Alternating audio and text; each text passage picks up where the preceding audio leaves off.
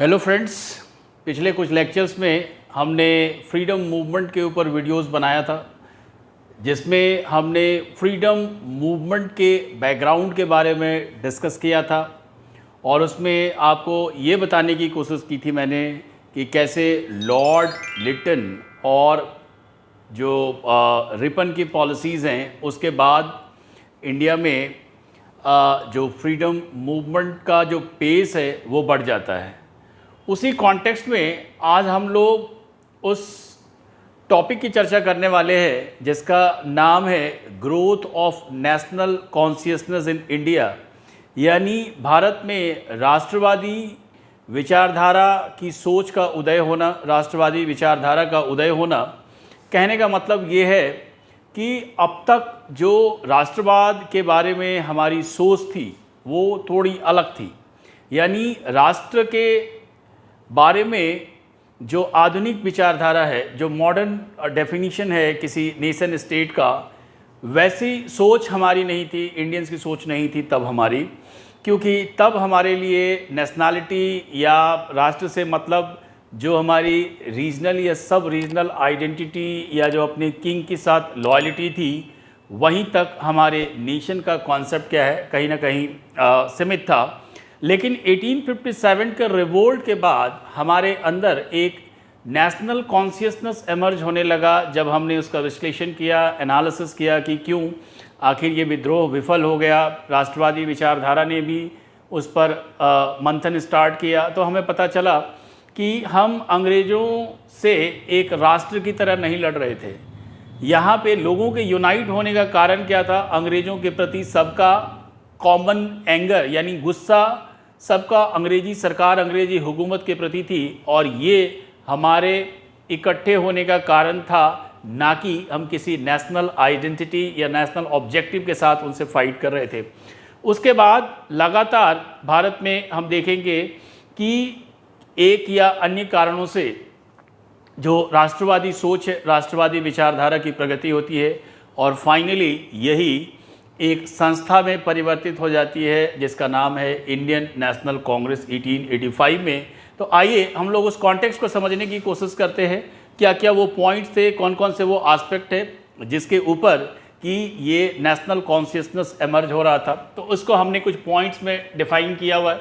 पहला पॉइंट है grievances of different sections of Indian society, यानी कि भारत के अलग अलग सामाजिक वर्ग का अंग्रेजी शासन के प्रति एक रोष था, एक उनकी शिकायत थी, और उस शिकायत के कारण अंग्रेजी शासन की जो कॉलोनियल पॉलिसी थी उसके अंदर इनहेरेंट थी, जिस तरीके की वो ट्रेड, कॉमर्स, एडमिनिस्ट्रेटिव पॉलिसीज़, वो सभी एग्रेरियन रिलेशंस, इस तरीके से वो प्रैक्टिस कर रहे थे कि भारत के सभी वर्गों का इसमें शोषण हो रहा था और सभी लोग अंग्रेजी शासन से कहीं ना कहीं परेशान थे।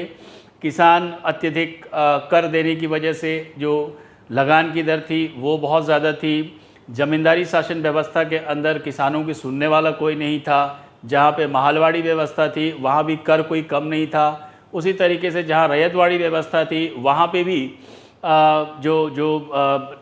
कर था वो काफ़ी था। उसी प्रकार से व्यापार की भी जो पॉलिसीज़ थी वो ब्रिटिश कॉलोनियल इंटरेस्ट को ध्यान में रखकर बनाई जाती थी। जो भारत के उद्यमी थे उनके आगे बढ़ने का कोई रास्ता नहीं था। भारत में ऑलरेडी जो दस्तकार थे, जो आर्टिशंस थे, अब उनके पास कोई कामकाज नहीं बचा था, क्योंकि जो ब्रिटिश मैन्युफैक्चर्ड गुड्स थे उन्होंने इंडियन मार्केट को फ्लड कर दिया था। भारत में वही सामान बिकते थे। तो इस तरीके से जो एक कॉमन ग्रीवेंस था सभी लोगों के बीच वो भरा हुआ था। वो समाज के सभी वर्गों के अंदर कहीं ना कहीं अंग्रेजी शासन के अगेंस्ट में ये गुस्सा था। दूसरा पॉइंट है administrative and economic unification of India. अंग्रेज़ों ने, ऐसा कहा जाता है कि कुछ मामलों में जो अंग्रेजी शासन थी वो बोन इन डिस्गाइज थी, यानी उन्होंने अपने हितों को सुरक्षित रखने के लिए, अंग्रेज़ों ने अपने हितों को सुरक्षित रखने के लिए भारत में एक समान प्रशासनिक व्यवस्था कायम की थी, एक कॉमन एडमिनिस्ट्रेशन डेवलप किया था जिसका भारत को भी फ़ायदा हुआ अपने राष्ट्रवाद या राष्ट्रवादी सोच को आगे बढ़ाने में। इस कॉमन एडमिनिस्ट्रेटिव सिस्टम के अंदर प्रॉब्लम्स भी सबके कॉमन है, यानी भारतीयों का नहीं होना, अंग्रेज़ों का शीर्ष पदों पर बना होना, भारतीयों का शोषण, ये सभी क्या है एडमिनिस्ट्रेटिव स्ट्रक्चर का एक आउटकम था जिसको सभी इंडियंस एक तरीके से महसूस कर रहे थे। दूसरी बात कि समान प्रशासनिक व्यवस्था के अंदर लोग ब्रिटिश पॉलिसीज़ को कॉमनली एनालाइज कर सकते हैं, क्रिटिसाइज कर सकते हैं, क्योंकि सबके ऊपर एक ही प्रकार की शासन व्यवस्था थी। जो इकोनॉमिक पॉलिसी थी वो मोस्टली क्या है कॉलोनियल इन नेचर थी, और इकोनॉमिक यूनिफिकेशन ऑफ इंडिया का मतलब ये है कि 1850s के बाद से हम देखते हैं कि भारत में रेलवे का विस्तार होता है, टेलीग्राफ, पोस्टल, ये सभी चीज़ों का विस्तार होता है। हालांकि इसका ऑब्जेक्टिव कॉलोनियल था, ब्रिटिश गुड्स को देश के कोने कोने तक पहुंचाना था। टेलीग्राफ और रेलवे नेटवर्क और जो पोस्टल था उसका ऑब्जेक्टिव एक ये भी था कि एडमिनिस्ट्रेशन को और दुरुस्त किया जा सके। लेकिन अल्टीमेटली ये जो फैक्टर्स हैं इन्होंने भारत के लोगों को एक दूसरे से जुड़ने में मदद की, अपनी विचारधारा को एक्सप्रेस करने में मदद किया, और कम्युनिकेशन कहीं ना कहीं एक फैसिलिटेटर की तरीके से बनकर उभरता है। अगला जो कारण है वो है spread of western education and thought. Bharat में पश्चिमी शिक्षा की शुरुआत 1835 के मैकॉले के मिनट ऑन एजुकेशन से हो चुका था, और उसके बाद से भारतीयों में पश्चिमी शिक्षा फैल रही थी। पश्चिमी शिक्षा के साथ ही वो वेस्टर्न थॉट, पश्चिमी जो विचारधारा थी, पाश्चात्य विचारधारा, जिसमें स्वतंत्रता है, समानता है, भ्रातृत्व की भावना है, डेमोक्रेसी के आइडियल्स हैं, इसके अलावा समाजवाद की विचारधारा तब तक एमर्ज होने लगी थी।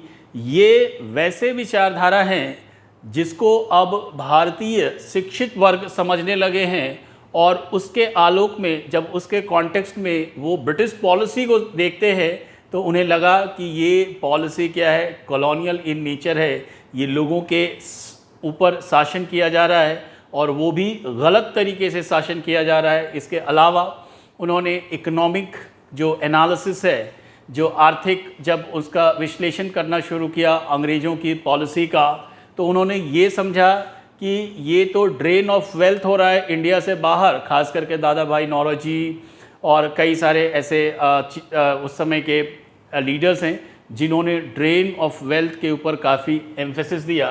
तो ये वेस्टर्न एजुकेशन और थॉट कहीं ना कहीं ये इंडियन के अंदर ब्रिटिश का जो उनका जो मुखौटा था उसको भी एक्सपोज कर रहा था कि ब्रिटेन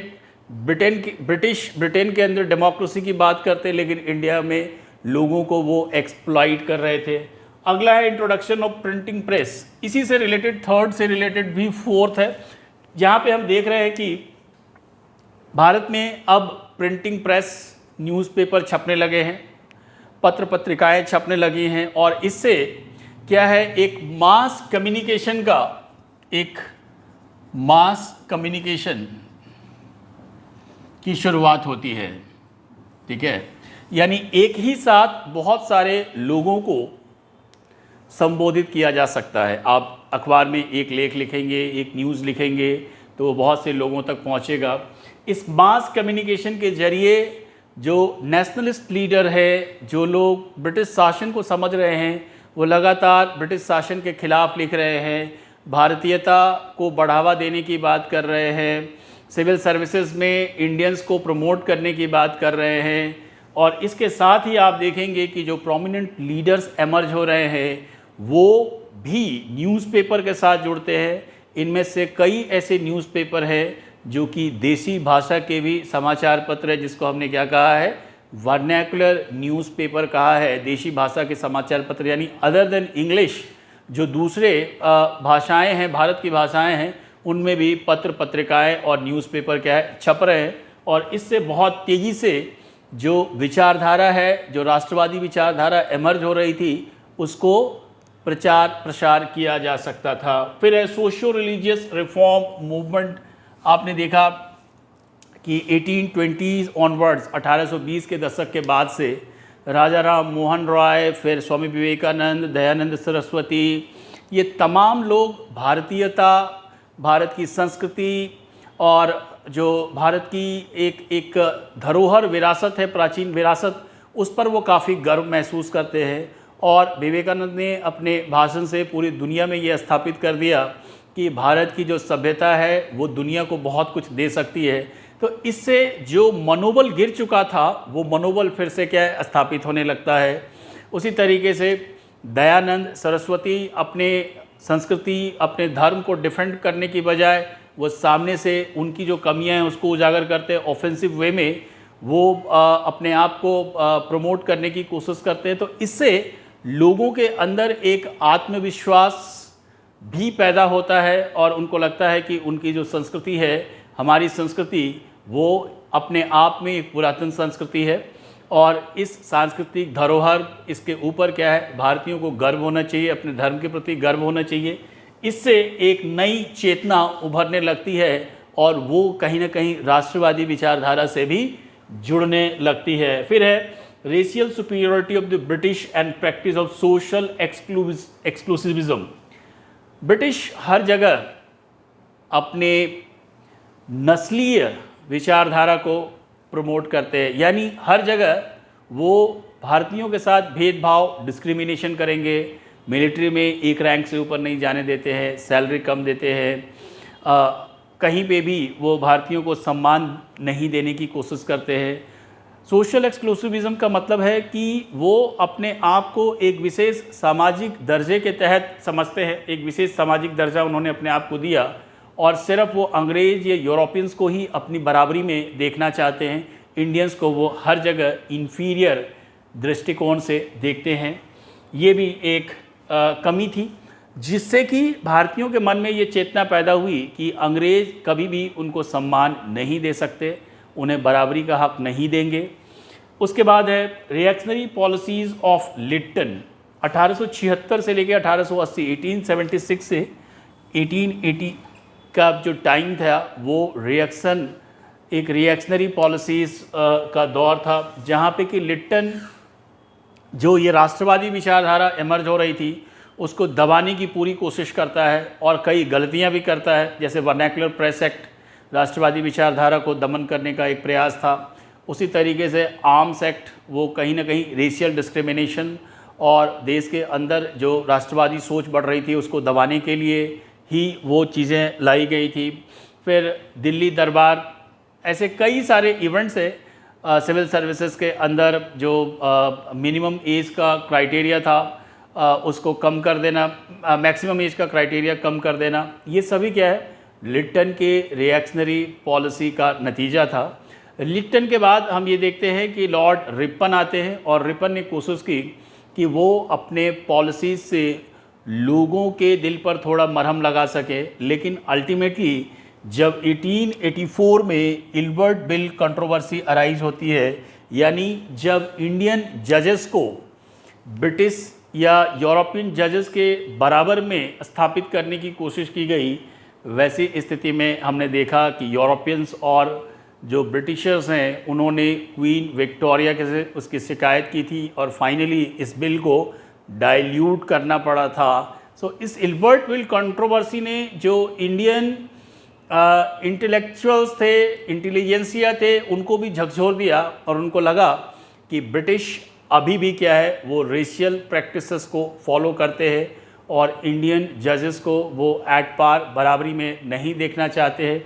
इससे जो उनका खोखलापन था वो और उजागर हो जाता है, जो उनका मास था वो एक्सपोज हो गया और फाइनली ये सिर्फ एक कोइंसिडेंस नहीं था कि 1885 में इंडियन नेशनल कांग्रेस की स्थापना हो जाती है। यानी लगातार 1857 की विद्रोह की असफलता के बाद जो राष्ट्रवादी सोच एमर्ज हो रही थी, जिसके कारण अभी हमने डिस्कस किए, उसके बाद लोगों के मन में ये भावना प्रबल हो गई कि एक ऐसी संस्था चाहिए जो कि इस राष्ट्रवादी सोच को आगे बढ़ाए, जो राष्ट्र को मजबूत बनाने का काम करे। और इसी कॉन्टेक्स्ट में हम देखेंगे इंडियन नेशनल कांग्रेस की स्थापना 1885 में हुई थी और फिर हम देखेंगे कि इंडियन नेशनल कांग्रेस क्या है, अलग अलग दौर से गुजरती है। पहले इसका जो फेज है उसको हम मॉडरेट फेज कहते हैं, उदारवादी विचारधारा है जो कि 1885 से लेकर 1905 तक चलेगा। फिर एक एक्सट्रीमिस्ट दौर भी आता है जब तिलक, लाल बाल पाल और अरविंदो घोष इस मूवमेंट को लीड कर रहे होते हैं। उस फेज को एक्सट्रीमिस्ट या गर्मपंथी दौर कहा गया है, जिसमें कि 1906 से लेकर 1918 तक काउंट करते हैं, लेकिन असल में 1908 के बाद इसमें कुछ बचता नहीं है। कोई भी राष्ट्रवादी विचारधारा या कोई भी जो एक्टिविटीज़ है वो 1908 के बाद हम नहीं देखते हैं कि कुछ हो रहा है। फिर 1916 में जाकर ये देखेंगे आपकी जो होम रूल लीग मूवमेंट है वो स्टार्ट होता है। बहरहाल फिर गांधी जब आते हैं 1919 ऑनवर्ड्स, तो 1919 से लेकर जो 1947 का दौर है उसको हम लोग गांधीयन विचारधारा का दौर कहते हैं कांग्रेस के अंदर। तो इस तरीके से अलग अलग फेजेस में राष्ट्रवाद या जो राष्ट्रवादी आंदोलन है वो आगे बढ़ेगा।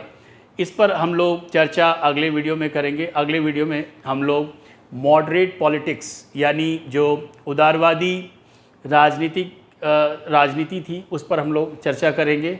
तब तक आप वीडियो एंजॉय करिए। प्लीज़ इस वीडियो को आप लाइक करिए, शेयर करिए और चैनल को सब्सक्राइब करिए। Thank you.